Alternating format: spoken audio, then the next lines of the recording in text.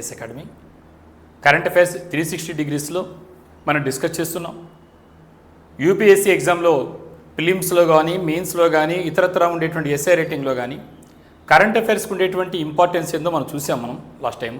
So కాబట్టి ఈసారి కూడా 2028 2027 ముఖ్యంగా ఈ 27 ప్రిపేర్ అయ్యేటువంటి క్యాండిడేట్స్ ఎవరైతున్నారో అది యూపీఎస్సీ కావచ్చు, ఏపీపీఎస్సీ కావచ్చు, ఈ కరెంట్ అఫైర్స్కి ఉండేటువంటి సిగ్నిఫికెన్స్ మనకు తెలుసు కాబట్టి దీంట్లో ఈరోజు కూడా కొన్ని ముఖ్యమైన అంశాలు చూస్తున్నాం. మొట్టమొదటిది మీరందరూ కూడా న్యూస్ పేపర్లో చూస్తుంటారు. 100 Ramsar sites, Surhatal bird sanctuary crowns India's global wetland progress. So మీరందరూ కూడా న్యూస్ పేపర్లో చూస్తుంటారు. మొట్టమొదటిది మీకు రామ్సార్ సైట్ అంటే మీకు అందరూ కూడా అవగాహన ఉంటుంది. రామ్సార్ సైట్ అంటే ఏంటి? తెలుగులో చిత్తడి నేలలు అంటాం, ఇంగ్లీష్లో వెట్లాండ్స్ అంటాం. దాన్నే రామ్సార్ సైట్ అనే పేరుతో పిలుస్తారు. అటు ఫిలిమ్స్ కావచ్చు, మెయిన్స్ కావచ్చు, ఎస్ఏ కావచ్చు, చాలా important item ecology point of view దీన్ని డిస్కస్ చేయబోతున్నాం. భారతదేశంలో ఈ ఉండేటువంటి రామ్సార్ సైట్స్ 100 అయినాయి, అందుకోసమే ఇంపార్టెన్స్ కింద ఈరోజు మాట్లాడుతున్నాం. కానీ ఎగ్జామినేషన్లో ఇప్పుడు కూడా లేటెస్ట్ రామ్సార్ సైట్ అనేది అడగడానికి అవకాశం ఉంది. అది ఎక్కడుంది అడగడానికి ఉంది, ఏ స్టేట్లో, దాని పేరేంటి అడగడానికి ఉంది. కాబట్టి ఇలాంటి విషయాలతో ఇప్పుడు ఈ ఐటమ్ని డిస్కస్ చేస్తున్నాం. India achieved a major mile stone by adding Jayaprakash Narayan bird sanctuary. దాన్ని సుర్హాటాల్ అంటారు. ఎక్కడుందంటే ఉత్తరప్రదేశ్లో ఉంది. ఇది భారతదేశానికి చెందినటువంటి 100 Ramsar site, ranking 3rd global అన్నాడు. ప్రపంచవ్యాప్తంగా రామ్సార్ సైట్స్ ఏమైతే ఉన్నాయో దాంట్లో మనం ఈరోజు చూస్తే భారతదేశం యొక్క రామ్సార్ సైట్స్ అనేటువంటివి 100 మైళ్ళని అధిగమించడం వల్ల ఈరోజు మనము ప్రపంచంలో 3వ స్థానాన్ని భారతదేశము ఆక్రమించింది. ఎక్కడుంది అంటే యూపీలో, ఉత్తరప్రదేశ్లో మనకు కనిపిస్తుంది. ఇంకా స్పెసిఫిక్గా అడిగితే దాన్ని జయప్రకాష్ నారాయణ్ బర్డ్ శాంక్చురీ అంటారు. దాన్ని సుర్హాటాల్ అనే పేరుతో పిలుస్తారు. టాల్ అంటే చెరువు, కాబట్టి సుర్హాటాల్ అంటే సుర్హా చెరువు అనే పేరుతో ఈ ఉత్తరప్రదేశ్లో అక్కడ బర్డ్ శాంక్చురీ ఉంది, జయప్రకాష్ నారాయణ్. సో దాన్ని ప్రపంచవ్యాప్తంగా ఉండేటువంటి రామ్సార్ సైట్స్, చిత్తడి నేలలు, తడి నేలలు, వెట్లాండ్స్లో భారతదేశము దీంతో మనం 3వ స్థానం ఆక్రమించడం జరిగింది. కాబట్టి ఈ గ్లోబల్ వెట్లాండ్ డిజిగ్నేషన్స్ అనేటువంటివి యూపీఎస్సీ ఆస్పిరెంట్స్కి, ఏపీపీఎస్సీ ఆస్పిరెంట్స్కి ముఖ్యంగా చెప్పాలంటే environment, ecology and current affairs సిలబస్లో చాలా ముఖ్యమైనటువంటి అంశంగా అవుతుంది. కాబట్టి ఎన్విరాన్మెంట్, ఈకాలజీ, కరెంట్ అఫైర్స్లో ఎప్పటికప్పుడు మీరు కరెంట్ అఫైర్స్ని అప్డేట్ చేసుకోవడానికి అవకాశం ఉంది. కాబట్టి ఈ యొక్క 100వ మైల్ రాయిని, 100 రామ్సార్ సైట్ని భారతదేశం యొక్క కలికితురాయిలాగా మిగిలింది. సో కాబట్టి ఈ మ్యాప్ కూడా మీకు ఆల్రెడీ షేర్ చేయడం జరిగింది. మీరు దాంట్లో ఈ మ్యాపింగ్లో కూడా మన భారతదేశంలో ఉండేటువంటి రామ్సార్ సైట్స్ ఎక్కడున్నాయి, ఏ రాష్ట్రాలు ఎన్ని ఉన్నాయి, ఎక్కడ ఎక్కువ ఉన్నాయి, అసలు లేని రాష్ట్రాలు ఏంటి, ఇలాంటి ఎగ్జామినేషన్ అడుగుతాడు. కాబట్టి కరెంట్ అఫైర్స్ పార్ట్లో మీరు బాగా జాగ్రత్తగా చూసుకోవాల్సిందిగా చెప్తున్నాను. మరి స్టాటిక్ కాన్సెప్ట్స్ ఏంటి అని చూసినట్లయితే ఈ క్వశ్చన్స్ అనేటువంటివి క్రైటీరియా ఫర్ ఐడెంటిఫైయింగ్ వెట్లాండ్స్ అంటే ఇంటర్నేషనల్ ఇంపార్టెన్స్లో ముఖ్యంగా ఏ క్రైటీరియా ప్రకారంగా ఈ యొక్క వెట్లాండ్స్ని మన రామ్సార్ సైట్స్గా గుర్తిస్తాం అని ఎగ్జామినేషన్ అడగడానికి అవకాశం ఉంది. కాబట్టి ఈ క్రైటీరియా మీరు చూసుకోవాలి. అలాగనే మనం చెప్పాలంటే ఈ రామ్సార్ కన్వెన్షన్ 1971 ఉంది. రామ్సార్ అంటే మీకు తెలుసు, ఇరాన్లో ఉండేటువంటి ఒక రామ్ పేరే రామ్సార్. ఆ రామ్సార్లో జరిగినటువంటి ఈ చిత్తడి నేలలు లేదా తడి నేలలు లేదా వెట్లాండ్స్ అంటున్నాం, వాటి యొక్క ప్రాధాన్యతను, ఇంపార్టెన్స్ను ప్రపంచవ్యాప్తంగా గుర్తింపు పొందినటువంటి కన్వెన్షన్ ఆధారంగా దీన్ని రామ్సార్ కన్వెన్షన్ అనే పేరుతో పిలుస్తారు. సో కాబట్టి దాంట్లో ఉండే ప్రొవిజన్స్ ఏంటో కూడా మీరు చూసుకోవాలి. ఎగ్జామినేషన్లో క్వశ్చన్స్ వస్తాయి. అలాగనే డొమెస్టిక్ పాలసీస్, ముఖ్యంగా వెట్లాండ్స్ అంటే కన్జర్వేషన్ అండ్ మేనేజ్మెంట్ రూల్స్. ఏ రకంగా ఈ చిత్తడి నేలను పరిరక్షించుకోవాలి, ఏ రకంగా వాటిని మేనేజ్మెంట్ అనేది నిర్వహించాలి, యాజమాన్యం అంటాం. సో వాటికి సంబంధించిన నియమాలు ఏమిటి, ఇలాంటి డొమెస్టిక్ పాలసీస్, స్వదేశానికి సంబంధించినటువంటి మన భారతదేశానికి సంబంధించినటువంటి పాలసీలు కూడా రావడం అవకాశం ఉంది. ఇవన్నీ స్టాటిక్ కాన్సెప్ట్స్. మరి ఎగ్జామినేషన్లో మ్యాప్ బేస్డ్ క్వశ్చన్స్ రావడం అవకాశం ఉంది. ఎలా అంటే ప్రిలిమ్స్లో చూసినట్లయితే జనరల్గా matching the newly added wetlands with respective state or unity. కాబట్టి ఒక స్టేట్స్ ఇస్తాడు, యూనియన్ టెరిటరీ ఇస్తారు. దాంట్లో కొత్తగా యాడ్ అయినటువంటి రామ్సార్ సైట్స్, వెట్లాండ్స్ ఏంటి అని జతపరచమంటాడు. సో మనం దాంట్లో మీకు తెలిసింది question paper pattern. So option A, B, C చేసి 1 ఓన్లీ 2 ఓన్లీ 1 అంటూ ఓన్లీ ఇస్తాడు. సో కాబట్టి ఏ స్టేట్లో కొత్తగా ఉండాలని మీకు క్లియర్ కట్గా మనకు ఉండేటువంటి దాంట్లో ఈ 100 కాకుండా మనకు ఉండేటువంటి దాని ముందు ఉండేటువంటి ఒక 10 సైట్స్ దాకా యాడ్ అనేది చెక్ చేసుకోండి. ఏ స్టేట్స్ ఎక్కువ ఉన్నాయి, ఏ స్టేట్స్ తక్కువ ఉన్నాయి, అసలు లేనటువంటి రామ్సార్ సైట్స్ అంటే ఇవి చెక్ చేసుకోవాలి. అలాగనే వాటికి ఉండేటువంటి జియోగ్రఫికల్ ఫీచర్స్ ఏంటి, జియోగ్రఫికల్ ఫీచర్ చిత్తడి కొన్ని ఉంటాయి లక్షణాలు. కాబట్టి ఆక్స్బో లేక్ కావచ్చు, కోస్టల్ ఆర్టిఫిషియల్ రిజర్వాయర్ కావచ్చు, ఇలాంటి జియోగ్రఫికల్ ఫీచర్స్ని కూడా మీరు నోట్ చేసుకోవాలి. అలాగనే మనకు యూనిక్ స్పీసీస్ సపోర్ట్స్, ప్రతి చిత్తడి ఇంపార్టెన్స్లో కొన్ని ప్రత్యేకమైనటువంటి జీవ జాతులు అంటాం, యూనిక్ స్పీసీస్ ఉంటాయి. ఫ్లోరా కావచ్చు, ఫానా కావచ్చు, ప్లాంట్స్ కావచ్చు, యానిమల్ స్పీసీస్. ఉదాహరణకి example migratory birds along central Asian flyway. ఈరోజు చూస్తుంటాం బయట నుంచి వెళ్తుంటాయి కొంగల్ లాంటివి, మైగ్రేటరీ బర్డ్స్ అంటే వలస పక్షులు. సో ఇలాంటి ప్రత్యేకమైనటువంటి జాతులు ఏమంటుంటాయో కొన్ని వాటికి అది క్లియర్గా స్పెసిఫిక్గా ఉంటాయి. అలాంటి వాటి కూడా ఎగ్జామినేషన్లో మ్యాప్ బేస్డ్ జతపరచమని అడగడానికి అవకాశం ఉంది. ఇవి చెక్ చేసుకోవాలి. మరి బయోడైవర్సిటీ అండ్ ఈకోసిస్టమ్ సర్వీసెస్ చూస్తే ఈ మెయిన్స్కి క్వశ్చన్స్ అనేటువంటివి ముఖ్యంగా రోల్ ఆఫ్ వెట్లాండ్స్, దాన్ని ఎలా అంటారంటే కిడ్నీస్ ఆఫ్ ద ల్యాండ్స్కేప్ అంటారు. కిడ్నీస్ ఆఫ్ ద ల్యాండ్స్కేప్ మనకి ఈరోజు చెప్పాలంటే కిడ్నీలు మూత్రపిండాలకే ప్రాధాన్యత తెలిసిందే మనకి. అలాగనే ఈ తడి నేలలు లేదా చిత్తడి నేలలు వెట్లాండ్స్ లేదా రామ్సార్ అని పిలుస్తున్నామో ఇవి ఒక ల్యాండ్స్కేప్కి ఆ వాతావరణానికి కిడ్నీలాగా పనిచేస్తాయి ఈరోజు మనకి. సో ఏ విధంగా అవి రీఛార్జ్ చేస్తాయి వాటిని ఇవన్నీ డిస్కస్ చేయబోతున్నాం. ఇవన్నీ మీరు ఎగ్జామినేషన్లో మెయిన్స్ క్వశ్చన్స్లో రాయడానికి అవకాశం ఉంటుంది. అలాగనే ముఖ్యంగా గ్రౌండ్ వాటర్ రీఛార్జ్, ఎందుకంటే ఎప్పుడప్పుడు పడేటువంటి వర్షపు నీళ్లు మళ్ళీ చిత్తడి నెలలో ఇంకే రీఛార్జ్ అవుతుంటాయి, దాన్ని తెలుసుకోవాలి. ఫ్లడ్ మిటిగేషన్, కాబట్టి వరదలను మనం తగ్గించడానికి ఉధృతి తగ్గించడంలో కూడా ఈ యొక్క ఉండేటువంటి వెట్లాండ్స్ చాలా కీలకమైన పాత్ర వహిస్తాయి, దాన్ని చూడాలి. అలాగనే survival of the endangered species, చాలా వరకు అంతరించిపోయేటువంటి జాతులు ఏమవుతున్నాయో జీవజాతులు ముఖ్యంగా ఈ మండేటువంటి ఈ బయలాజికల్గా అవన్నీ కూడా ఇక్కడ ఉంటాయి. సో వాటిని మనం చెక్ చేసుకొని ఈ చదివేటప్పుడే మనం చూడడం నేర్చుకోవాలి. మరి గ్రూప్ 1కి గ్రూప్ 2కి సంబంధించి ఏపీపీఎస్సీకి రిలవెన్స్ ఏంటి అని చూసినట్లయితే ఇది ఏపీపీఎస్సీ కావచ్చు, యూపీఎస్సీ కావచ్చు, బయోడైవర్సిటీకి, క్లైమేట్కి, ఈకాలజీకి సంబంధించిన క్వశ్చన్స్ ఎలా వస్తాయి మీరు చూసారు పీవైక్యూ అనాలిసిస్లో. అయినా కూడా మనం చూడాలంటే ముఖ్యంగా mix of state specific ecological knowledge and general current affairs, ఈ మనకు ఉండేటువంటి ఏపీపీఎస్సీ ఆంధ్రప్రదేశ్కి సంబంధించినటువంటి స్పెసిఫిక్గా ఉండేటువంటి ఇకలాజికల్ నాలెడ్జ్, ఈ పర్యావరణం గురించి నాలెడ్జ్ ఉండాలి, అదే టైంలో కరెంట్ అఫైర్స్ గురించి కూడా మీకు నాలెడ్జ్ ఉండాలి. దీని రెండింటిని కూడా మీరు మిక్స్ చేసుకొని రాయడం నేర్చుకోవాలి. అలాగే మనకు స్టేట్ స్పెసిఫిక్ ఫోకస్ చూస్తే must be familiar with Andhra Pradesh own prominent Ramsar site. మనకంటూ ప్రత్యేకమైన రామ్సార్ సైట్ ఉంది కదా, తెలుసు ఎక్కడుంది, కొల్లేరు లేక్ అంటాం. ఈ చిన్నప్పటి నుంచి మీరు కొల్లేరు లేక్ చదువుంటారు. ఈ కొల్లేరు లేక్ని రామ్సార్ సైట్గా ఆగస్టు 19, 2002లో గుర్తించడం జరిగింది. 2002 ఆగస్టు 19వ తారీఖున మన ఆంధ్రప్రదేశ్లో ఉండేటువంటి ప్రఖ్యాతి ఈ యొక్క కొల్లేరు లేకును ఇది రామ్సార్ సైట్గా అధికారికంగా గుర్తించడం జరిగింది. కాబట్టి ఈ డేట్స్ గుర్తుపెట్టుకోండి, కొల్లేరు లేకును గుర్తుపెట్టుకోండి, రామ్సార్ సైట్ గుర్తుపెట్టుకోండి.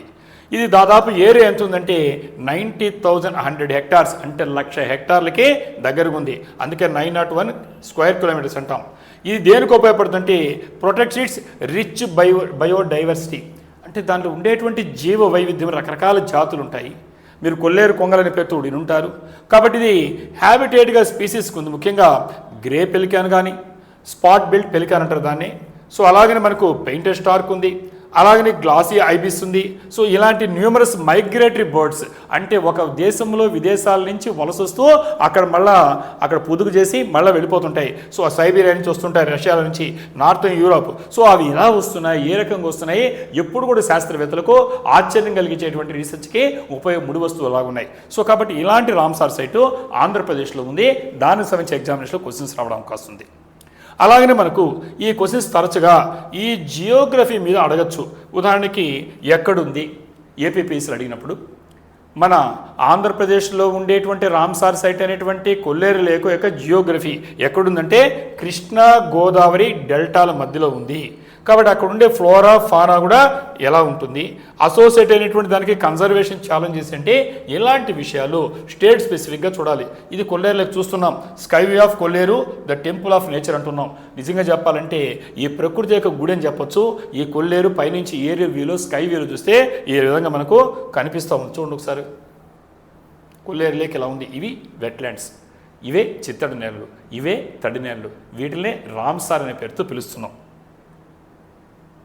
మరి ఇక్కడ మనం చూసినప్పుడు ఈ స్టాటిక్ మనకు ఉండేటువంటి ఈ బ్రోడర్ ఎన్విరాన్మెంటల్ గోల్స్ ఏంటంటే దీన్ని అర్థం చేసుకోవడంలో భారతదేశానికి అవసరం ఏంటి, ఈ యొక్క వెట్లాండ్స్ని అర్థం చేసుకోవడం ఎందుకంటే India is ramping up it's Ramsar designations. ఎందుకు వెంపర్లాడుతుంది, ఆతృత పడుతుంది ఈ రామ్సార్ డిజిగ్నేషన్ కొంటే ఎందుకంటే align with sustainable development and international biodiversity targets. ప్రపంచవ్యాప్తంగా బయోడైవర్సిటీ జీవ వైవిధ్యాన్ని కాపాడుకోవడానికి కావాల్సింది ప్రతిష్టాత్మక దాంట్లో ఈ సస్టైనబుల్ డెవలప్మెంట్ ద్వారా మనకేంటంటే దీనికి ఎంపర్లాడుతుంది. ఎందుకంటే ఇది ఈ విధంగా మనం బాధ్యతది ప్రకృతిని కాపాడడం బాధ్యత. ఆ బాధ్యతలో భారతదేశం ఎప్పుడు ముందుంది. కాబట్టి ఎస్ఎస్ రాసేటప్పుడు కావచ్చు, జనరల్ స్టడీస్లో దీన్ని మీరు ఎన్విరాన్మెంటల్ గోల్స్ రాయడానికి ఉపయోగపడుతుంది. అలాగనే కంపారిటివ్ స్టడీస్ చూస్తే ముఖ్యంగా ఏపీపీఎస్సీ ఎగ్జామ్ కావచ్చు, ఇతర ఎగ్జామ్స్లో ముఖ్యంగా ఈ కంపారిజన్స్ అనేటువంటివి ఈ biodiversity of coastal wetlands in AP ఇప్పుడే చూసాం మనం. ఇక్కడ ఉండేటువంటి ఈ కృష్ణా కావచ్చు, గోదావరి మధ్యలో ఉండేటువంటి కొల్లేరు సరస్సు లాంటివి ఈ వెట్లాండ్స్కి, అలాగనే కొత్తగా యాడ్ అయినటువంటిది ఈ సెలైన్ వెట్లాండ్స్ అంటాం, హై ఆల్టిట్యూడ్ వెట్లాండ్స్ అంటాం ఇండియాలో, వాటికి వీటికి మధ్య ఉండే పోలికలు ఇలాంటి మీరు చెక్ చేసుకోగలిగితే మీకు ఎగ్జామినేషన్ ఉపయోగపడతాయి. కాబట్టి ఇక్కడ చూస్తున్నారు మనకు కొల్లేటి కొంగల్లాగా వెట్లాండ్స్లో ఏ విధంగా ఉన్నాయి. ఈ వెట్లాండ్ అనేటువంటిది ముఖ్యంగా రామ్సార్ సాగర్, మనకు రామ్సార్ అనేటువంటి దానికి ఏమేమి ఉంటాయంటే అవి లేక్స్, సరస్సులు ఉంటాయి అవి కావచ్చు, మార్షెస్ బురద నేలలు ఉండొచ్చు, అలాగనే ఫ్లడ్ ప్లేన్స్ కావచ్చు, మ్యాంగ్రోవ్స్ కావచ్చు, ఈస్టరీస్ కావచ్చు, ఈవెన్ హ్యూమన్ మేడ్ వెట్లాండ్స్ అంటే మానవ నిర్మితమైనటువంటివి సహజ సిద్ధంగా లేకపోయినా అవి కానీ ఆక్వాకల్చర్ పాయింట్స్ కావచ్చు, రిజర్వాయర్స్ కావచ్చు, ఇవన్నీ కూడా ఈ వెట్లాండ్స్లో రామ్సార్ కింద గుర్తింపు పొందుతాయి. సో దానికంటూ ప్రత్యేకమైన కొన్ని క్యారెక్టర్స్ ఉంటాయి. ఇంతకుముందు సెషన్లో ఇంతకుముందు వీడియోలో రామ్సార్ గురించి ప్రత్యేకంగా మీకు ఇవ్వడం జరిగింది. ఇప్పుడు 100వ రామ్సార్ సైట్ వచ్చింది కాబట్టి మళ్ళీ డిస్కస్ చేయాల్సి వచ్చింది. పాత వీడియోలు పాత సెషన్లో మీరు చిన్న డిస్కస్ చేసిందని చెక్ చేసుకోండి. ఈ విధంగా రామ్సార్ గురించి మనం రాయొచ్చు. మరి పర్యావరణానికి సంబంధించి ఎప్పుడు కూడా ఎగ్జామినేషన్లో చాలా క్వశ్చన్స్ వస్తుంటాయి, మామూలుగా కూడా మనందరికీ కూడా అవసరమైన విషయమే. అలాంటి పర్యావరణానికి ఈకాలజీకి సంబంధించినటువంటి మరొక అంశమే ఈరోజు చూస్తున్నాం. అది ఏంటంటే Delhi targets 15 lakh trees in 2026. మనం అంతా కూడా 2026లో ఉన్నాం. ఈ 2020లో మన ఈరోజు దేశ రాజధాని నగరమైనటువంటి ఢిల్లీ నగరము 15 లక్షల చెట్లను పెంచడానికి లక్ష్యంగా పెట్టుకుంది. అందువల్ల ఏంటంటే launches first 8 Namo oxygen parks on world environment day. కాబట్టి ప్రపంచం మనకు ఉండే పర్యావరణ దినోత్సవం రోజున ఈ ఢిల్లీ నగరంలో మన దేశ రాజధానిలో నమో ఆక్సిజన్ పార్క్స్ అనే పేరుతో మీరు ఎగ్జామినేషన్లో మనకు అవకాశం ఉంది. అవి 18 నమో ఆక్సిజన్ పార్క్స్ని ఢిల్లీ నగరంలో వరల్డ్ ఎన్విరాన్మెంటల్ డే రోజున ప్రారంభించడం జరుగుతూ 2026లో 15 లక్షల మొక్క చెట్లను పెంచడానికి టార్గెట్గా పెట్టుకున్నారు. ఈ అంశాన్ని గురించి ఎగ్జామినేషన్లో ఎంతవరకు అవసరమో డిస్కస్ చేద్దాం. ఢిల్లీ లాంచ్డ్ 18 నమో ఆక్సిజన్ పార్క్స్. ఇక్కడ నమో అంటే నరేంద్ర మోడీజీ కూడా అనుకోవచ్చు, ప్రైమ్ మినిస్టర్ కాబట్టి కాబట్టి ఆ పేరు ఎలా పెట్టారు, ఆక్సిజన్ పార్క్స్ అంటున్నాం. సో కాబట్టి ఢిల్లీ 18 ఆక్సిజన్ పార్క్స్ని స్టార్ట్ చేసింది, నమో ఆక్సిజన్ పార్క్స్ని. ఇక్కడ టార్గెట్ కూడా ఇప్పుడే చెప్పినట్టుగా 18 lakhs ట్రీస్ అంటే 18 మనకు 15 లక్షల చెట్లను పెంచడానికి ఈ సంవత్సరము పెట్టుకుంది. ఉద్దేశం ఏంటంటే కంబాట్ అర్బన్ పొల్యూషన్ మనకు వస్తుంది. కాబట్టి కాలుష్యం ఎక్కడ పెట్టినా పెరిగిపోతుంది. ఢిల్లీ లాంటి మహానగరంలో చూస్తున్నాం, ఆల్టర్నేటివ్ వెహికల్ పోవాలని చెప్తున్నారు. సో ఇలాంటి పరిస్థితుల్లో ఈ కాలుష్యాన్ని అర్బన్ పొల్యూషన్ అంటే మన పట్టణ కాలుష్యము సపరేట్గా ఉంది, దీన్ని ఎదుర్కోవడం కోసంగా లక్ష్యంగా ఈ యొక్క నమో ఆక్సిజన్ పార్క్స్ని మనం ప్రారంభించడం జరిగింది.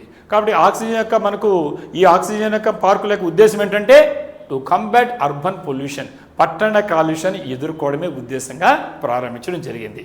కాబట్టి ఈ ఇనిషియేటివ్ యొక్క పథకం యొక్క ప్రోగ్రామ్ దీంట్లో గమనిస్తే it ప్రయారిటైజెస్ indigenous tree species and integrates public participation while also releasing long term environmental planning documents like Delhi bird atlas. So అనేక అంశాలు ఈ ఒక్క అంశం కిందే చాలా అంశాలు మనకు ఎగ్జామినేషన్లో అవసరమైనటువంటి 1 by 1 డిస్కస్ చేద్దాం.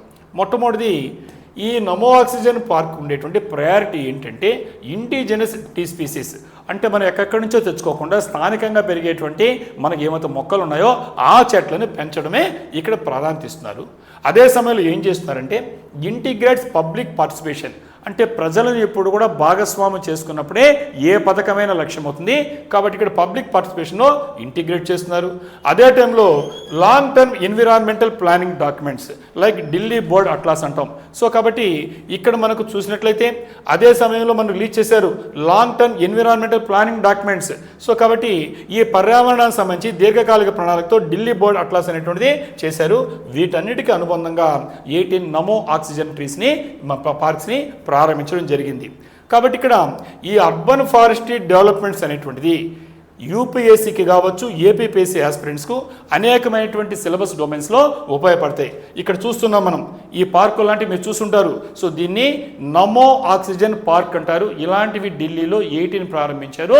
వీటిని మీరు ఎగ్జామినేషన్లో ఖచ్చితంగా అడుగుతారు. ఎందుకంటే గవర్నమెంట్ ఇనిషియేటివ్స్లో ఇలాంటి పర్యావరణానికి సంబంధించినటువంటి అంశాలు వస్తాయి. కాబట్టి మీరు స్టాటిక్ పార్ట్ మీద కాన్సన్ట్రేట్ చేసేటువంటి అభ్యర్థులందరూ కూడా కరెంట్ అఫైర్స్ లేకపోతే ఎంత ప్రమాదం చూశారు. మొన్న జరిగిన ఎగ్జామ్స్లో మనం మే 24th జరిగినటువంటి యూపీఎస్సీ ప్రిలిమ్స్లో 17 క్వశ్చన్స్ డైరెక్ట్గా హిందూ నుంచి రావడం జరిగింది. కాబట్టి ఇన్ని బుక్స్ మీరు చదివిన స్టాటిక్ పార్ట్ ఒక ఎత్తు అయితే 17 క్వశ్చన్స్ అంటే ఈచ్ క్వశ్చన్ క్యారీస్ 2 మార్క్స్ అంటే 34 మార్క్స్ ఓన్లీ ఫ్రమ్ హిందూ. కరెక్ట్గా న్యూస్ పేపర్ చదివినోడు రాసేస్తాడు ఏం రాయకుండా. మన కట్ ఆఫ్ ఎంత రావచ్చు అన్నారంటే 65 to 75 అన్నారు ఎక్స్పెక్టేషన్. అంటే 65లో 34 మార్క్స్ మనకు జస్ట్ హిందూ పేపరు కరెంట్ అఫైర్స్ని 360 డిగ్రీలో చదివినవాడు ఎలా అప్పర్ హ్యాండ్ అవుతారో తెలిసిపోయింది. కాబట్టి మీరందరూ కూడా కొంచెం పారాడిజం మీకు ఉండే ఆలోచన విధానం మార్చుకోకపోతే ఎవరేం చేయలేరు. సక్సెస్ కావాలంటే ఖచ్చితంగా కరెంట్ అఫైర్స్ని బాగా చదవాల్సిందే. ఆ విధంగా మనము డిస్కస్ చేస్తున్నాం. మనం ఇక్కడ చూసినప్పుడు ఇది ఎలా చూస్తుంటే మొట్టమొదటి urban ecology and pollution management. ఈ అర్బన్ ఇకాలజీకి ఈ యొక్క పట్టణంలో ఉండేటువంటి పర్యావరణానికి పొల్యూషన్ మేనేజ్మెంట్ ఈ యొక్క కాలుష్యానికి సంబంధించి మనం నియంత్రించడానికి ఏ రకంగా ఈ ఉండేటువంటి నమో ఆక్సిజన్ పార్క్స్ అనేవి ఉపయోగపడదో చూద్దాం. మొట్టమొదటిది అర్బన్ హీట్ ఐలాండ్స్. ఈ అర్బన్ హీట్ ఐలాండ్స్ అనే పేరుతో మీకు బిట్స్లో ఎగ్జామినేషన్లో ఇస్తారు.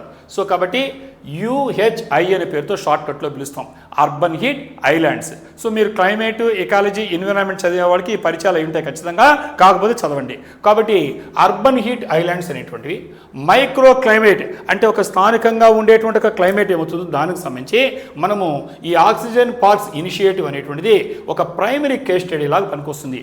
ఎలా పనికొస్తుంది అంటే combating urban heat island UHI చాలా ఇంపార్టెంట్ది. ప్రిలిమ్స్లో మీకు అటు మాకు యూపీఎస్సీ కావచ్చు, ఏపీపీఎస్సీ వాళ్ళకి అవసరమైనటువంటి ఇది చాలా ఇంపార్టెంట్ పదం. సో కాబట్టి అర్బన్ హీట్ ఐలాండ్స్ అనేటువంటివి అదే ముఖ్యంగా డెన్స్లీ పాపులేటెడ్ మెట్రోపాలిసిస్.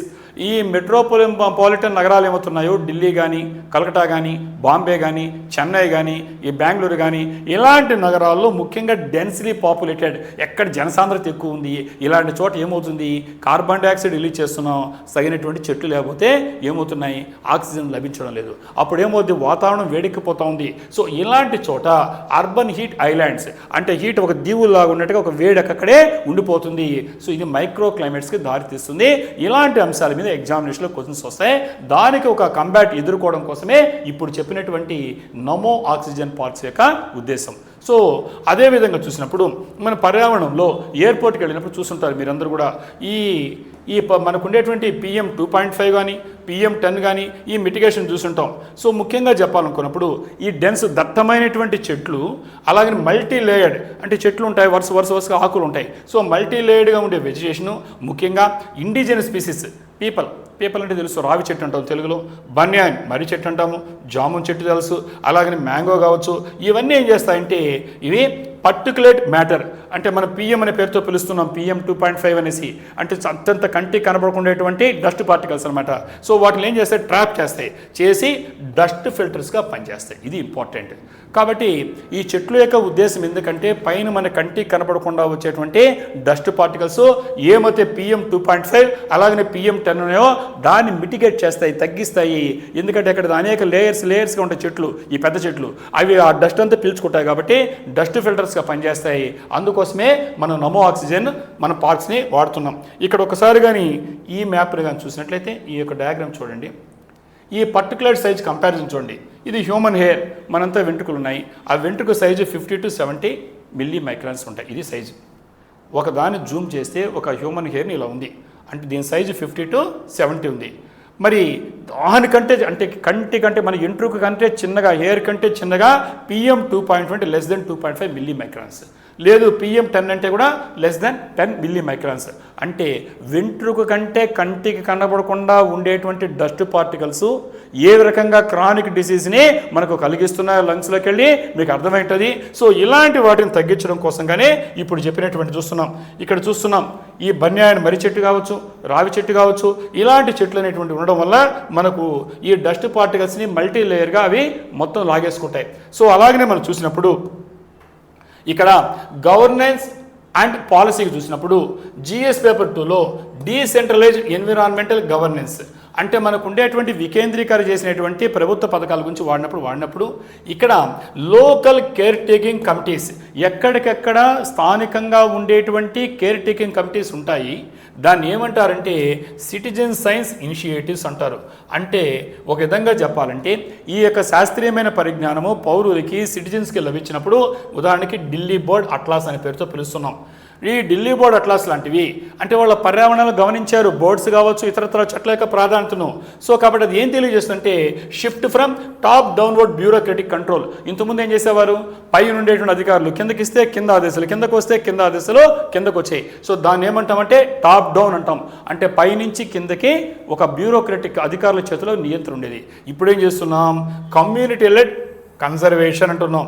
అంటే కమ్యూనిటీ లెడ్ అంటే ఎక్కడికెక్కడ ఆ కమ్యూనిటీలు ఎవరైతే నివసిస్తున్నారో ఆ ప్రజల్లో ఈ సైన్స్ గురించి వాటికి అవగాహన కలిగితే అక్కడ ఉండేటువంటి పక్షులు ఏంటి, ఒకప్పుడు పిచ్చుకలు ఉన్నాయి స్పారస్, ఇప్పుడున్న లేవు. ఎందువల్ల టోటల్గా అడవులు పోవడం కాదు, మనకు వాటికి కావాల్సిన నివాస ప్రాంతాలు ఎగిరిపోయినాయి. మరి సినిమా కూడా చూస్తుంటాం. సో మనం రోబో 2.0. సో ఈ విధంగా మనకు ఈ రేడియేషన్ పెరిగిపోతుంది, ఈ కాంక్రీట్ అరణ్యాలు లాంటివి పెరిగిపోతున్నాయి, ఈ పట్టణాలు పెరిగిపోతున్నాయి. కాబట్టి మనకు ఈరోజు ముప్పు తెచ్చుకుంటున్నాం అనే ఉద్దేశంతో సిటిజన్ సైన్స్ ఇనిషియేటివ్స్ స్టార్ట్ అయినాయి. దాంట్లో భాగంగా ఢిల్లీ బోర్డ్ అట్లాస్ అనేది స్టార్ట్ అయింది. ఎగ్జామినేషన్లో ఢిల్లీ బోర్డ్ అట్లాస్ గురించి కూడా అడగడానికి అవకాశం ఉంది. ఇది ఒక మోడల్ ఇది. సో కాబట్టి కమ్యూనిటీ లెడ్ కన్సర్వేషన్ అంటే ఎక్కడెక్కడ ప్రజల్లో అవగాహన పెరగడం వల్ల ఆదాయం రక్షించుకోవాలనేటువంటి దాంతో ఈరోజు మార్పు వచ్చింది. దీన్ని మనం గుర్తుపెట్టుకోవాలి. కాబట్టి ఢిల్లీ బోర్డ్ అట్లాస్ అనేది ఏంటంటే ఇది ఒక కొలాబరేటివ్ ప్రాజెక్ట్. అంటే ఒకరు కాకుండా ఇది Delhi forest department plus Delhi board foundation, ఈ రెండు కలిసి అంటే ఢిల్లీ బోర్డ్ ఫౌండేషన్ అది ఆ ఢిల్లీలో ఉండేటువంటి దాదాపు 200 పైచీలకు ఉండేటువంటి బోర్డ్స్ ఉన్నాయి. సో ఆ పక్షుల్ని ఏమేమి పక్షులు ఇంతకుముందు ఉన్నాయి, ఇప్పుడు అవి ఉన్నాయా, అంతరించిపోతున్నాయి, ఎలా ఉన్నాయి పరిరక్షించుకోవాలి ఈ ఢిల్లీ బోర్డ్ ఫౌండేషన్ అది. ఈ ఢిల్లీ బోర్డ్ అట్లాస్ అనే పేరుతో ఆ పక్షుల్ని ఐడెంటిఫై చేస్తుందన్నమాట ఎట్లా అట్లాస్లో. సో అలాగనే ఢిల్లీ ఫారెస్ట్ డిపార్ట్మెంట్ ఈ రెండు కలిసి సంయుక్తంగా దీన్ని ఏర్పాటు చేయడం జరిగింది. కాబట్టి దీనికి బోర్డ్ కౌంట్ ఇండియా అనే వాళ్ళు సపోర్ట్ చేస్తున్నారు. ఇతర ఆర్గనైజేషన్స్ కూడా ఒక మంచి పని, పక్షుల్ని మనం కాపాడుకోవాలి, ఏదైనా బయోడైవర్సిటీని కాపాడుకోవాలి, జీవ వైవిధ్యాన్ని కాపాడుకోవాలి. ఎందుకంటే మనం కొండని మనం కూల్చేయగలుగుతాం, కొండని సృష్టించలేం, నదిని ధ్వంసం చేయగలుగుతాం, నదిని క్రియేట్ చేయలేం. అలాగనే జీవజాతిని ధ్వంసం చేయగలుగుతాం, జీవజాతిని సృష్టించలేం. సో అందుకోసమే ఈ బోర్డ్ కౌంట్ ఇండియా కావచ్చు, ఇతర ఆర్గనైజేషన్ కావచ్చు, ఇవన్నీ కూడా సపోర్ట్ చేస్తే ఈ Delhi board foundation, Delhi forest department ఈ రెండు యొక్క కొలాబరేషన్ జరిగేటువంటి ప్రాజెక్టే ఢిల్లీ బర్డ్ అట్లాస్. ఎగ్జామినేషన్లో ఈ క్వశ్చన్ కూడా రావడానికి అవకాశం ఉంది. అంటే మనము నమో ఆక్సిజన్ పార్ట్స్తో మొదలుపెట్టి ఎన్ని ఐటమ్స్ డిస్కస్ చేస్తున్నామో మీకు అర్థమైంది. కరెంట్ అఫైర్స్ పార్ట్ని ఇలాగనే 360 డిగ్రీస్లో కూలంకషం చదివిన వాళ్ళు మాత్రమే మనం ఎగ్జామ్లో రాయగలుగుతారు. క్వశ్చన్స్ ఎలా వస్తాయి చూసారు మీరు, టఫ్ లేదు, ఈజీ లేదు. తెలిస్తే ఈజీ, తెలియబో టఫ్ అనేటువంటి బలమైనటువంటి కాన్సెప్ట్తో మీరు ముందుకెళ్ళండి, ఖచ్చితంగా సక్సెస్ కావడానికి అవకాశం ఉంటుంది. కాబట్టి ఇక్కడ ఒక ఢిల్లీ బోర్డ్ అట్లాస్ యొక్క గోల్ ఏంటంటే systematically document the avifauna of Delhi. ఈ ఢిల్లీలో ఉండేటువంటి పక్షుల యొక్క సంఖ్యను సిస్టమేటిక్గా డాక్యుమెంట్ చేయాలి. అలాగనే detailed map of bird distribution. So ఏ విధంగా పక్షులు ఏ ప్రాంతాల్లో ఆ ఢిల్లీ నగరంలో ఎక్కడ ఉన్నాయి, అబెండెన్స్ ఎలా ఉన్నాయి, సీజనల్ మూమెంట్స్ ఏ సీజన్లో ఎలా పోతున్నాయి, ఆ విధంగా నేషనల్ క్యాపిటల్ టెరిటరీకి మన దేశ రాజధానికి సంబంధించినటువంటి ఒక ప్రాజెక్ట్ పేరే ఢిల్లీ బోర్డ్ అట్లాస్. ఇక్కడ మీరు చూస్తున్నారు ఈ ఢిల్లీ బోర్డ్ అట్లాస్ ఎలా ఉందో. అంటే ఒక్కొక్క ప్రాంతంలో ఢిల్లీ నగరంలో ఏ ప్రాంతంలో ఏ బర్డ్స్ ఎలా ఉన్నాయి, ఎలా మైగ్రేట్ చూస్తున్నారు. సో అలాగని వీళ్ళందరూ కూడా ఆ ఉద్యమంలో సభ్యులుగా హాలిడేస్ని వేస్ట్ చేయకుండా వాళ్ళంతా మనం పర్యావరణాన్ని కాపాడుకోవాలి, ఈ జీవజాతిని రక్షించాలి అనే ఉద్దేశంతో ఏ విధంగా దీంట్లో సమర్థానికో చేస్తున్నారు చూస్తున్నాం మనం. కాబట్టి ఈ ఢిల్లీ బోర్డ్ అట్లాస్ అనేటువంటి ఇనిషియేటివ్ ఏమవుతుందో ఇది మనం డైరెక్ట్గా ఇది ఎలా అవుతుందంటే ఈ పాన్ ఇండియా ప్రోగ్రామ్ ఉంది, దేశవ్యాప్తంగా ఉద్యమం ఉంది. ఎగ్జామినేషన్ దీన్ని అడుగుతాడు, ఏక్ పెద్మా కే నామ్ ఇనుంటారు మీరందరూ కూడా. ఇంకో క్వశ్చన్ ఇది ఎగ్జామినేషన్లో, ఏక్ పెద్ మా కేమ్ నామ్ అంటే ఏంటంటే one tree in the name of mother. తల్లి పేరుతో ప్రతి ఒక్కరు కూడా ఒక చెట్టు నాటండి. తల్లి కంటే ఏం ఇంపార్టెంట్ ఎవరికైనా ఉంది? మీ పేరెంట్స్ ఇంపార్టెంట్, మీ కుటుంబ సభ్యుల్లో ఆ పేరెంట్స్లోకి తల్లికి ఇచ్చేటువంటి స్థానం మనకు తెలుసు మనకు. కాబట్టి ప్రతి ఒక్కరు కూడా మా తల్లి పేరుతో ఒక చెట్టును నాటుతామనే ఉద్యమంగా స్టార్ట్ చేస్తే ఈ భారతదేశ జనాభా 140 కోట్ల మంది అంటే ఈ 140 కోట్ల చెట్టు నాటితే పర్యావరణం ఎలా అవుతుందో అర్థమైంది మనకి. సో కాబట్టి ఆ ఉద్యమంతో ఈ తల్లి పేరుతో ఒక మొక్కను నాటనే ఒక ఉద్యమం స్టార్ట్ అయింది. దాని పేరే ఏక్ పే మాకే నామ్. కాబట్టి one tree in the name of mother, తల్లి పేరుతో ఒక చెట్టు అనేటువంటి ఒక కార్యక్రమం స్టార్ట్ అయింది. కాబట్టి ఇది ఒక మెగా ప్లాంటేషన్ క్యాంపెయిన్. కాబట్టి ఒక భారీ స్థాయిలో ఈ చెట్లు నాటేటువంటి కార్యక్రమే ఇది. ఎగ్జామినేషన్లో డైరెక్ట్గా మీకు ప్రిలిమ్స్లో రాదగ్గ క్వశ్చన్ ఇది ఏక్ పే మాకే నామ్ అనే పేరుతో అడగచ్చు. సో కాబట్టి ఇవన్నీ కూడా ఏంటంటే working plan document for the national capital territory of Delhi. కాబట్టి మన జాతీయ రాజధాని అనేటువంటి ఈ యొక్క నగరంలో, మహానగరం ఢిల్లీ మహానగరంలో 2026-27 నుంచి 36-37 అంటే ఒక దశాబ్దం పాటు, ఒక డికేడ్ పాటు ఏం చేయాలి, ఈ చెట్లకు సంబంధించినటువంటి ఈ పర్యావరణం ఎలా కాపాడుకోవాలి అనేటువంటి ఒక ఉద్యమే. సో ఇక్కడ చూస్తున్నాం, దాని యొక్క లోగో చూస్తున్నాం. పిఏబి వెబ్సైట్లోకి వెళ్తే మీకు కనిపిస్తుంది ఏక్ పే మాకే నామ్ అంటే stuff for both our mother and mother earth. కాబట్టి ఒక తల్లి కోసము అలాగే భూమాత కోసం చేసేటువంటి ఒక ఉద్యమే ఇప్పుడు చెప్పినటువంటి ఏక్ పే మాకే నామ్, one tree in the name of mother అనేటువంటి ఒక ఉద్యమం మనం చెప్పుకోవచ్చు. సో కాబట్టి ఎగ్జామినేషన్లో డైరెక్ట్గా క్వశ్చన్స్ రావడం అవకాశం ఉంది. అలాగే మనం చూస్తే ఎన్విరాన్మెంట్ కావచ్చు, బయోడైవర్సిటీ కావచ్చు, అంటే ఒక జియోగ్రఫీ కావచ్చు, జిఎస్ పేపర్ 3లో యూపీఎస్సీ వాళ్ళకి ఇది పనికొస్తుంది. ఎలా అంటే స్పీసీస్ సెలక్షన్ ఉన్నాయి. ఈ species selection over monoculture. Monoculture అంటే ఏంటి? ఒకే రకమైన జాతి మీద కాన్సన్ట్రేట్ చేస్తూ పెంచుకోవడం. అలా కాకుండా స్పీసీస్ సెలక్షన్ అంటే అనేక జాతులు ఉండాలి, పర్యావరణము బయోడైవర్సిటీ ఉండాలంటే. సో ఈ తో planting native species addresses biodiversity loss in urban spaces. ఈ అర్బన్ ఏరియాలో, పట్టణ ప్రాంతాల్లో చాలా జాతులు అంతరించిపోయినాయి. ఎందువల్లంటే మనకు తెలుసు మనకి. సో ఇలాంటప్పుడు మన ఎంఫసిస్ దేనిపైన ఉండాలంటే నేటివ్ స్పీసీస్. ఏ పర్యావరణంలో, ఏ వాతావరణంలో ఎలాంటి చెట్లు, ఎలాంటి మొక్కలు పెరుగుతాయో అలాంటి వాటిని పెంచాలి అనేటువంటి ఒక బయోడైవర్సిటీ, జీవ వైవిధ్యాన్ని లాస్ని మనం దాన్ని మళ్ళీ మనం తిరిగి దాన్ని మనం పూరిస్తే ఉద్దేశంగా చేసిన కార్యక్రమం కింద మోనోకల్చర్ కాకుండా స్పీసీస్ సెలక్షన్ పేరుతో చేస్తున్నాం. ఏ పర్యావరణంలో ఏ మొక్క పేరుతో చేస్తున్నాం. సో దానికి మనకు వస్తుంది. అలాగనే మనం చెప్పాలంటే ఒక పెద్ద ఎగ్జాంపుల్ లాగా, గ్రేట్ ఎగ్జాంపుల్ లాగా ఎకలాజికల్ రిస్టోరేషన్. ఎందుకంటే ఈ పర్యావరణంలో జరిగినటువంటి దాన్ని మళ్ళీ పునరుద్ధరించాలి, ఈ జరిగిన నష్టాన్ని మనం పూరించాలి. కాబట్టి instead of planting invasive or ornamental species మనం చేసే పొరపాట్లు ఏంటి చూసాం. మనం ఈ పార్థీనియం లాంటి తెచ్చుకున్నాం. తెలుగులో గుర్రపు డెక్క, మీకు నీట్లో కానీ వాటి ఎగ్జామినేషన్ ఇచ్చుంటారు ఇంతకుముందు బయాలజీ స్టూడెంట్స్కి. పార్థీనియం అంటే గుర్రపు డెక్క అనేది ఆ రోజుల్లో బ్రిటిష్ వారు ఇక భారతదేశానికి తీసుకొచ్చారు. ఎందుకంటే బాగా డెకరేటివ్ ఉంటుంది, అలంకారంగా ఉంటుంది. అదేమైంది, మొత్తం చెరువులన్నీ పుడిపోయినాయి. ఎందుకంటే గుర్రపు డెక్కని వదిలించుకోవడం వల్ల కాల. సో ఇలాంటి వాటి ఇన్వేసివ్ ప్లాంట్స్ అంటున్నాం. అంటే ఒక దాడి చేసే మొక్కలాగా కలుపు మొక్కలు, వీడింగ్ ప్లాంట్స్. సో ఆ విధంగా వాటిని పెంచుకోవడం కాకుండా, ఆర్నమెంట్లు అందం కోసం కాకుండా, ఈ విధంగా మనము నేటివ్గా ఉండేటువంటి ఈ యొక్క మర్రి చెట్లు కావచ్చు, రావి చెట్లు కావచ్చు, జామ చెట్లు కావచ్చు, నేరేడు చెట్లు కావచ్చు, ఇలాంటివి పెంచుకుంటే అవి నీకు ఈ ఖచ్చితంగా పర్యావరణాన్ని పరిరక్షిస్తాయి అనే ఉద్దేశంతో స్టార్ట్ అయినటువంటిదే. కాబట్టి దాన్ని మనం జియోగ్రఫీలో, బయోడైవర్సిటీలో ఎన్విరాన్మెంట్లో వాడుకోవచ్చు. అలాగనే సిటిజన్ సైన్స్ ఇన్ ఇకాలజీ, ముఖ్యంగా ఈ సిటిజన్ వాలంటీర్స్ అంటే పౌరులే మనకు వాళ్ళు వాలంటీర్స్ ఉంటూ కాంట్రిబ్యూట్ చేస్తున్నారు. బయోడైవర్సిటీ డాక్యుమెంటేషన్ అనేటువంటిది ఒక ప్రైమ్ ఎగ్జాంపుల్ లాగా సక్సెస్ఫుల్ పార్టిసిపేటరీ బయోడైవర్సిటీ మానిటరింగ్ అంటే విజయవంతంగా బయోడైవర్సిటీ, ఈ జీవ వైవిధ్యాన్ని కాపాడుకోవడానికే తయారు చేసిన డాక్యుమెంట్గా ఈ సిటిజన్ సైన్స్ ఇన్ ఇకాలజీని మనం చెప్పుకోవచ్చు. సో ఆ విధంగా చూసినట్లయితే ఇక్కడ మీరు చూస్తున్నారు, ఇక్కడ మనకు వీళ్ళందరూ కూడా ఒక ఉద్యమంలాగా తీసుకెళ్ళి డాక్యుమెంటేషన్ చేస్తున్నారు. ఈ విధంగా మనకు ఈ ప్లాంట్స్ డైవర్సిటీ చూస్తే ఇక్కడ చూస్తున్నాం, ఈ లో డెన్సిటీ, ఇది హై డెన్సిటీ. ఎలా వచ్చిందంటే మనకు ఒకే మొక్క పైన మోనోకల్చర్ కాకుండా అనేక మొక్కలు తీసుకోవడం వల్ల వాటికి కావాల్సినటువంటి న్యూట్రియంట్స్ కావచ్చు, మినరల్స్ కావచ్చు అందుతాయి. అంటే ఒకే దానికి అనుకో కొంతకాలానికి అవి మనకు ఇన్ఫెర్టైల్ అయిపోతుంది ల్యాండ్, అలా కాకుండా ఫెర్టైల్ అవుతుంది. సో ఇలాంటివి ఎగ్జామినేషన్లో మనం చూడాలి. అంతేకాకుండా దీంట్లో ఏపీపీఎస్సీ సంబంధించి మనకు స్టేట్ స్పెసిఫిక్ రిలవెన్స్ చూసినట్లయితే ఇక్కడ ఎందుకు ముఖ్యంగా రెప్లికేషన్ ఆంధ్రప్రదేశ్, ఇదే నమూనాని ఆంధ్రప్రదేశ్కి వర్తించి చూస్తే ముఖ్యంగా యాస్పిరెంట్స్ ఎవరుతున్నారో గ్రూప్ 1 కావచ్చు, గ్రూప్ 2 కావచ్చు, మీరు ప్యారలల్స్ రాయొచ్చు అర్బన్ ఇనిషియేటివ్ ఏపీకి. ఎందుకంటే ఆంధ్రప్రదేశ్ సంబంధించినటువంటి ఇనిషియేటివ్ కింద ముఖ్యంగా చెప్పాలంటే ఇక్కడ అర్బన్ ఫారెస్ట్ పార్క్స్ ఉన్నాయి. ఆంధ్రప్రదేశ్ ఫారెస్ట్ డిపార్ట్మెంటు దాన్ని డెవలప్ చేస్తున్నారు. నగర వనాలు చూస్తుంటారు, ప్రతి నగరంలో చూడగానే పెద్ద పెద్ద చెట్లు లాగా, పార్కులు లాగా పెట్టి ఉద్యానాలు పెంచుతున్నారు. అంటే అవి ఫారెస్ట్లు కాకపోయినా ఫారెస్ట్ లాగా నగర వనాల పేరుతో డిపార్ట్మెంట్ ఆఫ్ ఫారెస్ట్ మనకు పెంచుతుంది, అర్బన్ ఫారెస్ట్ పెంచుతుంది. కాబట్టి దాన్ని మనం దీనికి రెప్లికాగా నమూనాగా వాడుకొని ఈ నమో ఉండేటువంటి ఆక్సిజన్ పార్క్స్ చెప్పుకోవచ్చు. అలాగనే సస్టైనబుల్ స్మార్ట్ సిటీస్, ఈ రోజు ఉండేటువంటి స్మార్ట్ సిటీ తెలిసి మీకు ప్రాధాన్యత ఎగ్జామినేషన్లో. ఈ స్మార్ట్ సిటీ సంబంధించి ఈ మోడల్ అనేటువంటిది ఎక్సలెంట్ కేస్ స్టడీగా ఉపయోగపడుతుంది. ముఖ్యంగా integrating green infrastructure into master plans or urban areas in AP. ఈ ఏపీకి సంబంధించినటువంటి విశాఖపట్నం కావచ్చు, అమరావతి కావచ్చు, ఇక్కడ మనం మాస్టర్ ప్లాన్ వేస్తున్నాం. ఎందుకంటే ఒక విజన్తో వెళ్ళాలి మనం, ఈ రోజు కాదు ముందు చూపుతూ వెళ్తున్నాం. సో అలాంటప్పుడు ఇప్పుడు చెప్పేటువంటి ఈ యొక్క నమో ఆక్సిజన్ పార్క్స్ అనేది ఢిల్లీ మోడల్, అలాగనే ఢిల్లీ బోర్డు అట్లాస్ అనేటువంటిది ఇవి మిగతా అన్ని రాష్ట్రాలకు ఆదర్శం ఉంటాయి. ముఖ్యంగా ఏపీపీసీ అభ్యర్థులకు ఇది ఖచ్చితంగా మనము కొత్త రాజధాని నిర్మించుకుంటున్నాం, విశాఖపట్నం కేంద్రంగా చేస్తున్నాం. ప్రతి నగరానికి ఒక మోడల్ లాగా ఖచ్చితంగా ఉపయోగపడుతుంది. ఇలాంటి మీరు చూసే ఉంటారు, ఎక్కడికి వెళ్ళినా కూడా మీరు హైదరాబాద్ కావచ్చు, లేదంటే మనకు ఉండేటువంటి మన నగరం ఇప్పుడు మన తెలంగాణకి వెళ్ళిపోయింది కాబట్టి ఇక్కడ ఉండేటువంటి తిరుపతి కావచ్చు, లేదా విశాఖపట్నం కావచ్చు, విజయవాడ కావచ్చు, అమరావతి కావచ్చు, ఏ నగరం అయినా కూడా ఇలాంటి చూస్తుంటారు. ఎక్కడెక్కడ ఉద్యానవనాలు పెంచేటువంటి కృషి జరుగుతుంది.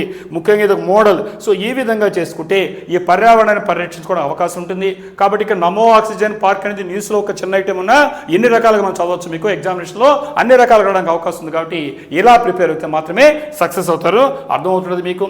సరే, ఈ రకంగా చూసినప్పుడు ఇంకో కొత్త అంశం మనకుంది. ఆ కొత్త అంశం ఏంటంటే ఎగ్జామినేషన్లో ఇండియా స్మార్ట్ బార్డర్ ప్రాజెక్ట్ అనేది కనిపించింది. మీరు కూడా న్యూస్లో చూసుంటారు దాన్ని. India smart border project. భారతదేశం అనేది టెక్నాలజీ డ్రివన్ స్మార్ట్ బార్డర్ ప్రాజెక్ట్ని టేకప్ చేసింది. అంటే మనం బార్డర్ ఎందుకంటే ఎప్పుడు కూడా మనకు ఈ సరిహద్దులతో వివాదాలు తెలిసిందే. కాబట్టి ఐఆర్యూ పనికొస్తుంది. ఇప్పుడు మాట్లాడే టాపిక్ ఇంటర్నల్ సెక్యూరిటీ, అంతర్గత భద్రతకు పనికొస్తుంది. ఎలాంటంటే ఇప్పటి వరకు మనం చూస్తున్నాం, ఇలా ఫెన్సింగ్ వేసుకున్నాం. ఎందుకంటే సరిహద్దుల కాడ ఇప్పుడు పాప రాత్రి అంబోగళ్ళు కంటి మీద కునుకు లేకుండా బార్డర్లో కాపలా కాస్తుంటారు. ముఖ్యంగా ఎస్పెషల్లీ పాకిస్తాన్ కానీ బంగ్లాదేశ్లో ఇలా మనకు ఈ సరిహద్దుల్లో మనం చూస్తున్నాం. ఇలా ఫెన్సింగ్ ఉంటే అటు ఇటు మా దేశానికి చేస్తున్నారు. అయినా చొరబాటుదారులు వస్తున్నారు. చిన్న చిన్న కెనాల్ సొరంగాలు చూస్తున్నాం. ముఖ్యంగా వెస్ట్ బెంగాల్ చూసాం, రోహింగ్యా లాంటి వాళ్ళు ఎలా చొరబాటు చూసాం. ఇలా పాకిస్తాన్ బార్డర్లో కావచ్చు, ఈ కాశ్మీర్ జమ్మూ కాశ్మీర్లో కావచ్చు, ఎప్పుడు కూడా మనకు ఒక హెడ్ఏక్ లాగా కనిపిస్తుంది. సో ఇలాంటి పరిస్థితుల్లో మనం ఇంత టెక్నాలజీ డెవలప్ చేసి ఇంకా కూడా ఎందుకు చొరబాటు జరుగుతున్నాయి అని ఆలోచించినప్పుడు దీనికి పరిష్కారంగా మనము స్మార్ట్ బార్డర్ ప్రాజెక్ట్ని టేకప్ చేయడం జరిగింది. ఇది కాబట్టి ఎగ్జామినేషన్లో ఇంటర్నేషనల్ రిలేషన్స్కి అలాగే ఇంటర్నల్ సెక్యూరిటీకి పనికొచ్చేటువంటి అంశం. కాబట్టి భారతదేశము ఈ టెక్నాలజీ డ్రివెన్ స్మార్ట్ బార్డర్, ఈ టెక్నాలజీ ఆధారంగా ఆధునికమైన సాంకేతిక పరిజ్ఞానం ఆధారంగా దాదాపు 6,000 కిలోమీటర్లు 6,000 కిలోమీటర్లు ఉండేటువంటి అటు పాకిస్తాన్ బార్డర్ కావచ్చు, బంగ్లాదేశ్ బార్డర్ కావచ్చు. ఇది అడుగుతారు కూడా. ఈ మనకు ఎగ్జామినేషన్లో స్మార్ట్ బార్డర్ ప్రాజెక్టు ఏ దేశాల మధ్య ఏర్పాటు చేశారంటే నీకు నేపాల్ కాడ ఇంకో చోట కాదు, ఎక్కడ చేస్తున్నారు, పాకిస్తాన్ మరియు బంగ్లాదేశ్. ఇక తెలిసి మీరు రోహింగ్యాల గురించి ఉంటారు, ఇక్కడ పాకిస్తాన్ ఇప్పుడు తెలిసిందే. సో ఈ రెండు బార్డర్ల కాడ ఎగ్జామినేషన్ అడగడానికి అవకాశం ఉంది. కాబట్టి మీరు చెక్ చేసుకోండి. ఇక్కడ మనకు స్మార్ట్ బార్డర్ ఏర్పాటు చేస్తున్నాం. కాబట్టి ఇది మనకు డ్రోన్స్ ద్వారా, రాడార్స్ ద్వారా, స్మార్ట్ కెమెరాస్, అలాగనే ఇంటిగ్రేటెడ్ సర్వేలెన్స్ సిస్టమ్. ఎందుకంటే మన సర్వేలెన్స్ సిస్టమ్ అంటే సీసీ కెమెరా లాంటివి. కాబట్టి ఇవన్నీ కూడా ఒక సమీకృతం చేస్తూ ఈ డ్రోన్స్ ద్వారా, రాడార్స్ ద్వారా, స్మార్ట్ కెమెరాస్ ద్వారా ఈ విధంగా పాకిస్తాన్ కానీ బంగ్లాదేశ్లో దాదాపు 6,000 కిలోమీటర్లు పరిరక్షించుకోవడానికి ఉద్దేశించినటువంటి ప్రోగ్రాం పేరే, టెక్నాలజీ ఇవ్వడం ప్రోగ్రాం పేరే స్మార్ట్ బార్డర్. అంటే ఇప్పటి వరకు సరిహద్దుల్లో కంటికి కునుకు లేకుండా కాపాడేటువంటి సైనికులు చూసాం. ఇప్పుడు ఏంటంటే ఇంత అభివృద్ధి చెందినటువంటి భారతదేశము టెక్నాలజీని, సాంకేతిక పరిజ్ఞానాన్ని ఆధారంగా చేసుకొని తన సరిహద్దుల్ని పాకిస్తాన్తో కావచ్చు, బంగ్లాదేశ్తో కావచ్చు రక్షించుకునే ప్రయత్నమే ఇప్పుడు చెప్పినటువంటి స్మార్ట్ బార్డర్ ప్రాజెక్ట్ అంటున్నాం. ఈ స్మార్ట్ బార్డర్ ఇనిషియేటివ్ అనేటువంటిది ఎవరు ఇనిషియేట్ చేశారంటే ఇక్కడ యూనియన్ హోమ్ మినిస్టరు ప్రారంభించారు, అమిత్ షా గారు. మీరు చూసుంటారు పేపర్లో. కాబట్టి దేనికోసము ఏమంటే ఎగ్జామినేషన్లో క్వశ్చన్ అడుగుతాడు, strengthen security along India's borders with Pakistan border ఎంత ఉంది రఫ్గా మనకి దాదాపుగా 2279 కిలోమీటర్స్, 2279 కిలోమీటర్లు దాదాపు ఉంది. అలాగనే బంగ్లాదేశ్ చూస్తే దాదాపుగా 4096 కిలోమీటర్లు, 4096 కిలోమీటర్స్. ఇప్పుడు మీకు అర్థమేంటది, ఎక్కువ సరిహద్దు దేంతో పంచుకుంటున్నాం, నాట్ విత్ పాకిస్తాన్, బంగ్లాదేశ్తో. పాకిస్తాన్ కంటే దాదాపు రెట్టింపు సంఖ్యలో బంగ్లాదేశ్ ఉంది. ఒకప్పుడు బంగ్లాదేశ్ విమోచన పోరాటం చూసాం 1971లో, భారతదేశం ఇచ్చినట్టు బ్రిటిష్ ఆఫ్ బంగ్లాదేశ్కి స్వాతంత్రం. కానీ ఈరోజు ఇబ్బందులు చూస్తున్నాం. అక్కడ భారతీయ పౌరుల మీద జరిగే దాడులు కావచ్చు, వాళ్ళ చొరబాట్ల వల్ల వచ్చే సమస్యలు కావచ్చు, ఇలాంటి వాటిని మనము అడ్రస్ చేయాలంటే ఇంటర్నేషనల్ లీడర్స్ గురించి ఈవెన్ ఏపీపీసీ వాళ్ళు కూడా అవగాహన ఉండాలి. అందువల్ల దీన్ని స్మార్ట్ బార్డర్ ప్రాజెక్ట్ కింద ఈ రోజు కరెంట్ అఫైర్స్లో డిస్కస్ చేస్తున్నాం. కాబట్టి ఇక్కడ డిప్లాయింగ్ అడ్వాన్స్డ్ సర్వేలెన్స్ టెక్నాలజీస్, కాబట్టి ఆధునీకరించినటువంటి సర్వేలెన్స్ టెక్నాలజీ అంటే ఈ నిఘా వ్యవస్థను, క్రియేటింగ్ ఇంటిగ్రేటెడ్ సెక్యూరిటీ గ్రిడ్ అంటే సమీకృతమైనటువంటి ఈ యొక్క ఇంటిగ్రేటెడ్ సెక్యూరిటీ గ్రిడ్ని మనం ఈ రెండింటి క్రియేట్ చేయడం ద్వారా మనకు ఉండేటువంటి సరిహద్దుల్ని పాకిస్తాన్తో కావచ్చు, బంగ్లాదేశ్తో రక్షించుకోవడం కాకుండా మన దేశ సమగ్రతను, ఇంటిగ్రిటీని కాపాడుకోవడానికి అవకాశం ఉంది. కాబట్టి ఈ యొక్క ప్రాజెక్టు ఎగ్జామినేషన్లో ఖచ్చితంగా మనకి రావడానికి అవకాశం ఉండేటువంటి ఇది అవుతుంది. అది ప్రిలిమ్స్ కావచ్చు, మెయిన్స్ కావచ్చు, ఎస్ఏ కావచ్చు, అన్నిటికీ పనికి వచ్చేటువంటి ఐటెంగా మనకు అర్థమవుతుంది. అలాగే ఈ ప్రాజెక్ట్ అనేటువంటిది దేనికి డిజైన్ చేశారంటే కర్బ్ ఇల్లీగల్ ఇన్ఫిల్ట్రేషన్, అక్రమ చొరబాట్లు అంటుంటాం. సక్రమంగా వస్తే అన్ని రావాలి, పాస్పోర్టు వీసా తీసుకొని. అలా కాకుండా ఏమీ లేకుండా వచ్చేస్తుంటారు. ఇప్పుడు మన ఇంట్లోకి ఎవరైనా వస్తే ఒప్పుకుంటామా, మరి అలాగే దేశానికి ఎలా వస్తే ఒప్పుకుంటాం. సో ఆ విధంగా కర్బ్ దాన్ని ఆపాలి. ఇల్లీగల్ ఇన్ఫిల్ట్రేషన్, అక్రమ చొరబాట్లు అంటున్నాం. అంటే దేశంలోకి ఎలాంటి పాస్పోర్ట్లు వీసాలు లేకుండా ఈ భారతీయ పౌరులకు దక్కాల్సినటువంటి హక్కులు, ప్రయోజనాలు పొందేటువంటి అవకాశం ఉంది. చూసాం బంగ్లాదేశ్ వచ్చినటువంటి రోహింగ్యాలు ఇతరత్ర. సో దాన్ని ఆపడం మనకు వస్తుంది. అలాగే smuggling of drugs, weapons and cattle. ఈ రోజు మన డ్రగ్స్ వస్తున్నాయి, మాదక ద్రవ్యాలు చూస్తున్నాం. మనం ఆంధ్రప్రదేశ్ కూడా తంటాలు పడుతున్నాం. ఈ గంజా కానీ ఇలాంటివన్నీ వస్తున్నాయి. ఇలాంటి మాదక ద్రవ్యాల వల్ల యువత మత్తులోకి ముంచేస్తుంది. సో కాబట్టి ఆయుధాలు వస్తున్నాయి, క్యాటిల్ చూస్తున్నాం. ఇటీవల సినిమా కూడా చూస్తుంటారు మీరు. సో కాబట్టి నేను చెప్పక్కర్లేదు. సో ఇలాంటి వాటిల్లో ఈ విదేశాల నుంచి వచ్చేటువంటి అక్రమమైనటువంటి ఆయుధాలు కావచ్చు, వెపన్స్ కానీ, క్యాటిల్ ఇతర సంపద కావచ్చు, ఈ డ్రగ్స్ కావచ్చు, వీటిని ఆపడం కూడా ఈ యొక్క స్మార్ట్ బార్డర్ ప్రాజెక్ట్ ఉపయోగపడుతుంది. అలాగనే మనకు కౌంటర్ ఫీట్ కరెన్సీ మనం చూశారు. ఏ సినిమా అమ్మ ఇటీవల వచ్చింది? ఎస్. సో కాబట్టి దాంట్లో ఏ రకంగా నకిలీ కరెన్సీ, ముఖ్యంగా ఈ నకిలీ కరెన్సీ భారతదేశంలోకి వస్తే ఎలక్షన్లు గల్లంతం చేస్తుంది, ఇతర అన్ని రకాల గల్లంతం చేస్తుంది. కాబట్టి కౌంటర్ ఫీట్ కరెన్సీ అంటే నకిలీ మనకు కరెన్సీ ఈ యొక్క నోట్లు రావడానికి ఆపడానికి ఉంటుంది. Prevent attempts to alter the demographic balance in border areas, ముఖ్యంగా సరిహద్దు ప్రాంతాల్లో డెమోగ్రఫీ చేంజ్ అయిపోతుంది. వేరే దేశం వస్తే డెమోగ్రఫీ మారిపోతుంది కదా. సో కాబట్టి ఈ యొక్క జనాభాకు సంబంధించడానికి ఈ లెక్కలు తారుమారు చేయడానికి కూడా జరుగుతుంది. దాన్ని ఆపడానికి ఈ స్మార్ట్ బార్డర్ ప్రాజెక్టు టేకప్ చేశారు. సో మరి ఆ విధంగా చూసినప్పుడు ముఖ్యంగా ఎటువంటి కీ టెక్నాలజీస్ని, కీ సిస్టమ్స్ని దీంట్లో వాడతారు ఎగ్జామినేషన్ మనకు 1 by 1 అడగచ్చు. మొట్టమొదటి చెప్పాలంటే ఈ ప్రాజెక్ట్ అనేటువంటిది ఇది లివరేజ్ ఏ కాంబినేషన్, ఒకటి కాదు అనేకమైనటువంటి కాంబినేషన్తో పనిచేస్తుంది. దాని పేరే స్మార్ట్ బార్డర్ ప్రాజెక్ట్. మొట్టమొదటిది ఏంటంటే డ్రోన్స్, ఏరియల్ సర్వేలెన్స్ ప్లాట్ఫామ్స్. అటు ఉండేటువంటి డ్రోన్స్ వాడుతున్నాం. అలాగని ఏరియల్ సర్వేలెన్స్ అంటే పైనుంచి నిఘా విమానాలు లాంటివి వాడడం వల్ల మనకు real time monitoring of difficult terrains. ఎందుకంటే మనం వెళ్ళలేం, సైనికులు పహరా గాయలేరు. అలాంటి కష్టమైనటువంటి టెరైన్ కొండవాళ్ళలో, కొండ చర్యల్లో కూడా ఇక్కడ మనకు రియల్ టైమ్ మానిటరింగ్ అంటే ప్రత్యక్షంగా ఎప్పటికప్పుడు ఈ నిఘా విమానాల ద్వారా, డ్రోన్స్ ద్వారా మనం ఏం జరుగుతుంది, ఎవరో చొరబడుతున్నారు, ఇలాంటివన్నీ చెక్ చేయడానికి ఉపయోగపడుతుంది. అలాగనే high resolution and thermal cameras. మనకు రెజల్యూషను చాలా ఈ స్మార్ట్ బార్డర్ ప్రాజెక్ట్లో చాలా ఉండేటువంటి అంత రెజల్యూషన్ వాడుతున్నారు. థర్మల్ కెమెరాస్, చిన్న కదలికి వచ్చినా నీ ఉష్ణోగ్రత, నీకు ఉండేటువంటి ఊపిరి పీల్చినా నీ ఆఖరికి నీ హార్ట్ దాన్ని కూడా దాంట్లోంచి వేడి వస్తుంది. ఆ వేడిని కూడా పసిగట్టేటువంటి అంత సెన్సార్స్ ఉండేటువంటి థర్మల్ కెమెరాస్ వాడుతున్నారు. అందువల్ల డే అండ్ నైట్ అబ్జర్వేషన్, రాత్రి పగుళ్ళు నీకు నైట్ టైంలో కనబడరు కదా, నైట్ టైంలో కూడా జస్ట్ నువ్వు పీల్చేటి నీ గుండు కొట్టుకోవడం బట్టి కూడా ఆ థర్మల్ వేడిగా పసిగట్టేటువంటి సెన్సార్స్, అదే స్మార్ట్ ప్రాజెక్టు. ఆ విధంగా మనం వాడుతున్నాం.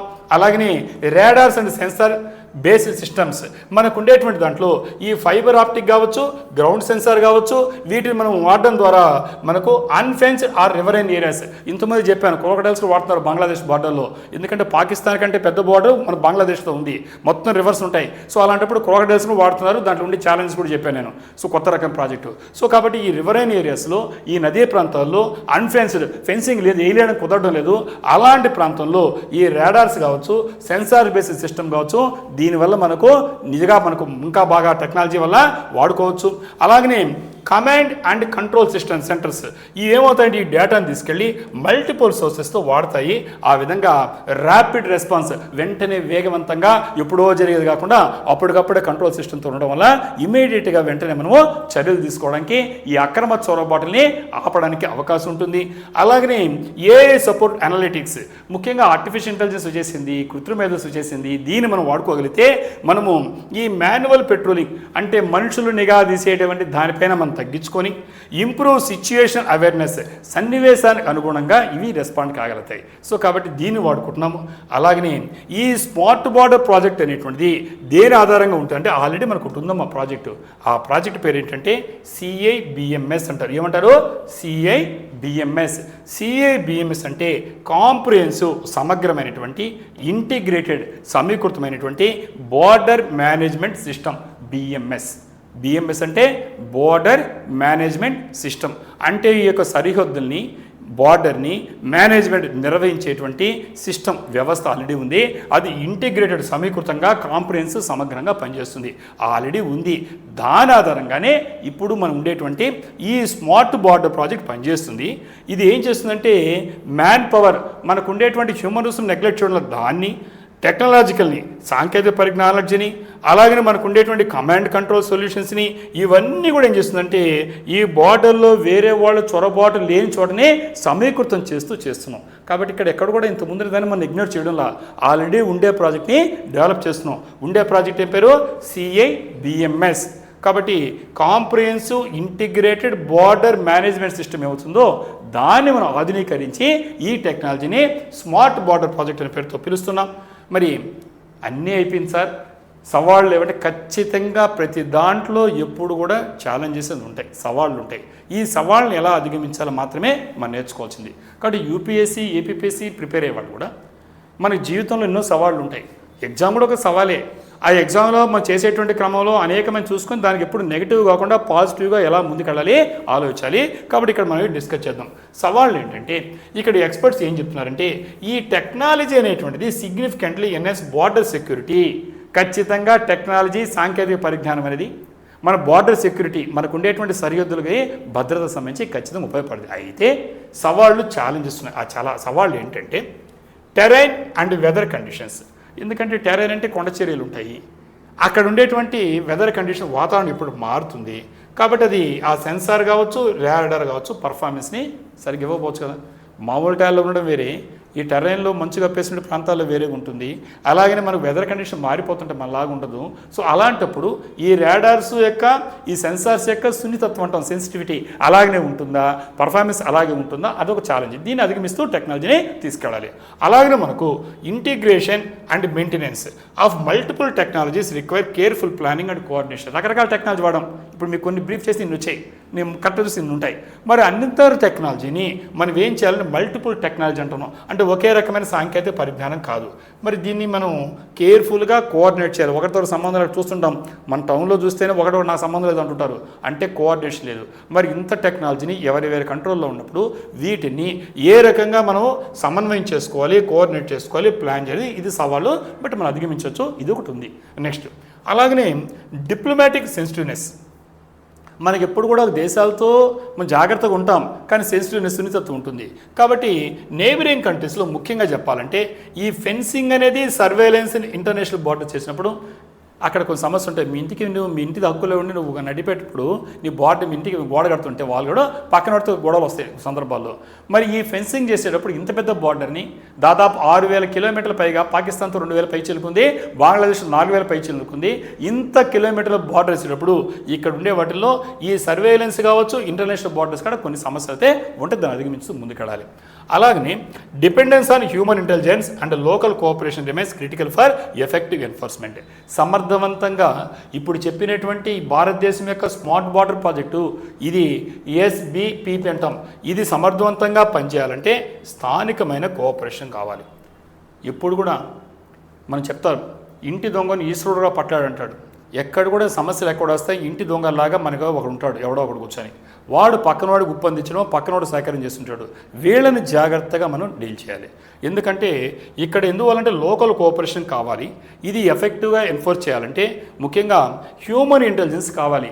నీ నిఘా వ్యవస్థ ఎంత తీసుకున్నా ఖచ్చితంగా నడిపేది ఎవరు? The man behind the mission is important ఒక ఉంది కొటేషన్. కాబట్టి నువ్వు మెషిన్ వాడుకున్నా, స్మార్ట్ టెక్నాలజీ వాడుకున్నా నడిపేది ఎవరంటే ఎస్ మ్యాన్. కాబట్టి ఆ యొక్క హ్యూమన్ ఇంటెలిజెన్స్ సమర్థవంతంగా వాడుకోవడంపైనే ఈ ప్రాజెక్టు సక్సెస్ ఉంది. ఈ విధంగా మనం చూస్తే ఒక ఐటెంని ఎగ్జామినేషన్లో మనకు న్యూస్ పేపర్లో కనిపిస్తే 360 డిగ్రీలు ఎందుకు చదవాలి అర్థమైంది మీకు. ఎగ్జామినేషన్లో నాకు కష్టమనో నాకు ఈజీనో ఇవ్వడు క్వశ్చన్ పేపర్.